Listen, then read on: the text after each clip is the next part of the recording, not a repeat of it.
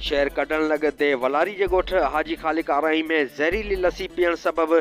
लुंड बिरादरी जे मासूम ॿारनि ऐं औरतुनि समेत 10 ॼणा दस्तनि ऐं उल्टियुनि सबबि सिहत मर्कज़ कढण में दाख़िल। राति जो खुलियल देगड़ी में ज़हरीले जीत किरण सबबि उहा लस्सी पीअण सबबि लुंड बिरादरी जे हिकु कुटुंब जा 30 सालनि जी ज़ैनब ज़ाल इस्माइल, 32 सालनि जी नियामत ज़ाल हाजी, 25 सालनि जी ज़रीना ज़ाल परवेज़, 20 सालनि जी हाजियाणी ज़ाल रमज़ान, 8 सालनि जी दुआ धी परवेज़, 2.5 सालनि जो उज़ैर पुटु परवेज़, 5 सालनि जी सुहिणी धी परवेज़, 6 सालनि जो रजब अली पुटु हाजी, 12 सालनि जो अरबाब अली पुटु पुनू ऐं 25 सालनि जो परवेज़ पुटु हाजी लुंड खे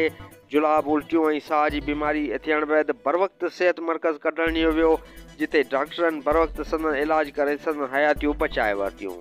शहर कढण लॻ ते वलारी जे ॻोठ हाजी ख़ालिक आराई में ज़हरीली लस्सी पीअण सबबि लुंड बिरादरी जे मासूम ॿारनि ऐं औरतुनि समेत 10 ॼणा दस्तनि ऐं उल्टियुनि सबबि सिहत मर्कज़ कढण में दाख़िल। रिपोर्ट ख्वाजा ज़फ़र हुसैन हैदरी, लाडवाइस न्यूज़ कढण।